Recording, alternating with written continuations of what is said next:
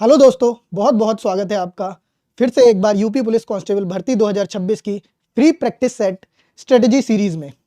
ये जो वीडियो होने वाली है वो सामान्य ज्ञान पुरस्कार एवं सम्मान पर वीडियो होने वाली है, जहां हम फिर से एक बार बता देता हूं कि यार इस वीडियो में हम पढ़ नहीं रहे होंगे, हम चीज़ों को समझ रहे होंगे कि क्वेश्चन को किस तरीके से अटेम्प्ट करना है, सो ज़्यादा से ज़्यादा हमारे मार्क्स आ सके। क्योंकि हमको पता है कि यूपी पुलिस कांस्टेबल ने नेगेटिव मार्किंग हटा दी है, तो हमको ये तो नहीं है कि क्वेश्चन छोड़ना है, लेकिन ये ज़रूर है कि क्वेश्चन को कितने कम से कम टाइम में अटेम्प्ट कर सकें, सो दैट 2 घंटे के अंदर और जितना भी टाइम हमको मिलता है उसके अंदर हमारा पेपर हो जाए और ज़्यादा से ज़्यादा टाइम हम ऐसे सब्जेक्ट को दे पाएँ जहाँ ज़्यादा टाइम लगता है। अच्छा, एक बात और, इसकी जो टेस्ट की लिंक है वो डिस्क्रिप्शन में हम लोग प्रोवाइड कर देंगे, सो दैट आप इसको अगले 24 घंटे में आप इस वीडियो को देखने के बाद इस टेस्ट को जाकर लगा सकते हो।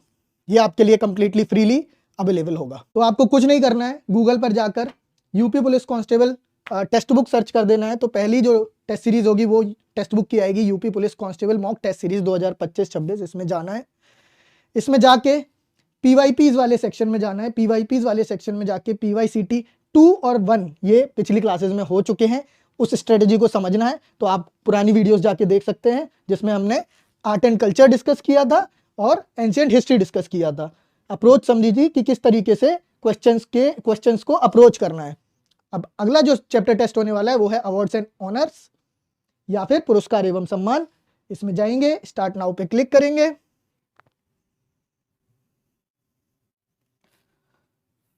आगे बढ़ जाएंगे, अपनी लैंग्वेज सिलेक्ट कर लेंगे। जैसे कि हम ये टेस्ट हिंदी में लगाने वाले हैं तो इसकी लैंग्वेज हिंदी हो जाती है और मैं शुरू करने के लिए तैयार हूं। ये पहला क्वेश्चन आ गया। चलो अब समझते हैं कि हमको किस तरीके से क्वेश्चन को अप्रोच करना है। ठीक है, पढ़ने के लिए बहुत सारी वीडियोस है, अपन जाके देख सकते हैं, लेकिन अप्रोच कैसे करना है सो दैट हमारा वो क्वेश्चन सही लग जाए। पहला क्वेश्चन क्या है, कौन सा भारतीय अर्थशास्त्री कल्याणकारी अर्थशास्त्र पर अपने काम के लिए जाना जाता है और जिसे 1998 में आर्थिक विज्ञान में नोबेल पुरस्कार प्राप्त हुआ था। यार ये ऐसा क्वेश्चन है जिसके बारे में हमको पता होना ही चाहिए। क्यों पता होना चाहिए? क्योंकि 1998 में नोबेल पुरस्कार की बात की गई है। तो यार 1998 में नोबेल पुरस्कार, ये तो कितनी बार कई एग्जाम्स में पूछा गया है, तो ये तो बहुत इजी सा क्वेश्चन हो गया। 1998 में नोबेल पुरस्कार किसको मिला था? अमर्त्य सेन को। तो इसका करेक्ट आंसर क्या हो जाएगा? अमर्त्य सेन। अच्छा, अब मैंने ये तो बता दिया कि इसका करेक्ट आंसर अमर्त्य सेन हो जाएगा, लेकिन ये जान लो कि नोबेल पुरस्कार यूपी पुलिस कांस्टेबल में एक इंपॉर्टेंट टॉपिक है। अब इसमें हमें क्या पता होना चाहिए? पहले तो करंट में जो भी रिसेंट नोबेल पुरस्कार जिसको भी मिले हैं वो पता होना चाहिए। क्वेश्चन बन सकता है, बिल्कुल बन सकता है गुरुजी। अगला क्या पता होना चाहिए कि यार जो फेमस नोबेल पुरस्कार है, जैसे कि सर सीवी रमन जिनको 1930 में नोबेल पुरस्कार मिला था, जैसे कि लिटरेचर का पहला नोबेल पुरस्कार रविंद्रनाथ टैगोर जी को मिला था, ये भी पता होना चाहिए। हम इस क्वेश्चन को भी कर सकते हैं, साथ में उन क्वेश्चन के बारे में भी हमको नॉलेज होनी चाहिए। तो यार इस क्वेश्चन को इस तरीके से अप्रोच करना है, सिर्फ इस बारे में नहीं, बाकी अदर नोबेल पुरस्कार जो कि इंपॉर्टेंट है वो हमको पता होने चाहिए। ठीक है, सेवन नेक्स्ट करते हैं, आगे बढ़ते हैं। अगला क्वेश्चन क्या कह रहा है? अगला क्वेश्चन कह रहा है अर्जुन पुरस्कार किस क्षेत्र में उपलब्धियों के लिए प्रदान किया जाता है? अगेन डिफिकल्ट क्वेश्चन है ना? बिल्कुल नहीं, क्योंकि हमको पता है अर्जुन पुरस्कार की बात हो रही है और ये कहीं ना कहीं खेल के क्षेत्र में प्रदान किया जाता है। इजी क्वेश्चन आ रहे हैं सर, यूपी पुलिस कांस्टेबल में इजी क्वेश्चंस पूछता है। कई ऐसे क्वेश्चन होते हैं जो कहीं ना कहीं हमको छोड़ने ही होते हैं। जब तक नेगेटिव मार्किंग होती थी तब की बात कर रहा हूँ, अभी तो क्योंकि नेगेटिव मार्किंग हट गई है तो हमको ऐसे क्वेश्चंस छोड़ने नहीं है। अब वहां पे हम क्या अप्रोच अप्लाई करेंगे वो देखेंगे आगे, है ना? इस क्वेश्चन को, ये क्वेश्चन इजीली किया जा सकता है। अर्जुन पुरस्कार इसका आंसर है। अर्जुन पुरस्कार का क्वेश्चन है जो कहीं ना कहीं खेल की उपलब्धियों में, खेल के क्षेत्र में उनकी उपलब्धियों में प्रदान किया जाता है। अच्छा, अब इससे रिलेटेड अर्जुन पुरस्कार करंट में जिसको मिला है वो हमको पता होना चाहिए। ठीक है, रिसेंट अर्जुन पुरस्कार पता होना चाहिए और फेमस अर्जुन पुरस्कार के बारे में पता होना चाहिए। अब जैसा कि मैंने कहा कि मैं यहाँ पे ये नहीं पढ़ाऊंगा कि यार अर्जुन पुरस्कार किस किस को मिला है, ये आप जाके वीडियोस में देख सकते हो या फिर लेक्चर्स में देख सकते हो। यहाँ मैं बताऊंगा कि क्या क्या हमको पता होना चाहिए सो दैट हमारा क्वेश्चन पेपर में ना छूटे, है ना? अगला क्वेश्चन क्या कह रहा है, अगला देखते हैं। अभिव्यक्ति की स्वतंत्रता की रक्षा के प्रयासों के लिए 2021 में किसे नोबेल शांति पुरस्कार से सम्मानित किया गया था? मैंने पिछले क्वेश्चन में ही बात की थी कि यार कुछ क्वेश्चन ऐसे आते हैं जो हमको छोड़ देना है, क्योंकि ये 2024 का क्वेश्चन 2023 का पेपर है, प्रीवियस ईयर चैप्टर टेस्ट है, तो उस टाइम पे जब ये क्वेश्चन पूछा गया तो भी 2021 का क्वेश्चन पूछा गया, जो कहीं ना कहीं हमको पता, कई लोगों को पता हो सकता है, कई बच्चों को अगर पता है तो बहुत अच्छी बात है, अगर नहीं पता है तो ये क्वेश्चन हम छोड़ सकते हैं इजीली, अगर नेगेटिव मार्किंग होती तो। लेकिन यहां पर अगर मैं तुक्का भी लगाना है तो तुक्का के साथ जाएंगे, कोई भी लगा दो यार, इसमें तो मैं ये कहूंगा, मैं पहले ही ऑप्शन लगा देता हूं, ए बी सी डी में से ए लगा दिया, ठीक है, क्योंकि ये मुझे भी नहीं पता है। 2021 के बारे में पूछा है, थोड़ा सा अनकन्वेंशनल क्वेश्चन है, नहीं अटेम्प्ट करेंगे इसको हम, बट अटेम्प्ट करेंगे क्योंकि नेगेटिव मार्किंग नहीं है, क्या पता सही हो जाए तो 2 नंबर बढ़ जाएंगे, है ना। चलो क्वेश्चन नंबर 4 देखते हैं। अगला क्वेश्चन कह रहा है कि निम्नलिखित में से कौन सा भारत का सर्वोच्च नागरिक पुरस्कार है? इजी क्वेश्चन है ना, ऑब्वियसली हमको पता होना चाहिए कि यार सर्वोच्च नागरिक पुरस्कार भारत का कौन सा है, तो इसका करेक्ट आंसर तो हमको पता है भारत रत्न। लेकिन अब इसमें हमें क्या क्या पता होना चाहिए कि और क्या क्या किस किस टाइप के क्वेश्चन बन सकते हैं कि हमारा क्वेश्चन पेपर में ना छूटे। सबसे पहले तो इंपॉर्टेंट भारत रत्न, पहला भारत रत्न किसे मिला था ये हमको पता होना चाहिए, दूसरा और तीसरा भी पता होना चाहिए, क्योंकि अब इस टाइप के क्वेश्चन भी पूछने लगे हैं कि यार दूसरा भारत रत्न किसे मिला था और तीसरा भारत रत्न किसे मिला था, ठीक है। अगला रिसेंट में, सबसे रिसेंट में भारत रत्न किसे मिल चुका है वो भी हमको पता होना चाहिए। चौथा पद्म विभूषण, पद्मश्री और पद्म भूषण, ये इनके बारे में क्वेश्चंस बहुत बनते हैं, किस फील्ड में मिला है, किसको मिला है, किस ईयर में मिला है, किस ईयर इतना में मिला है, ये ज़्यादा इंपॉर्टेंट नहीं होता है। लेकिन रिसेंट में 2000, जैसे अभी 2026 हो गई है तो 26 जनवरी को ही ये डिस्ट्रीब्यूट किए जाते हैं कहीं ना कहीं, तो इसमें पद्म विभूषण और पद्म भूषण इनकी लिस्ट भी हमको कहीं ना कहीं पता होनी चाहिए, क्योंकि पूछ लेता है।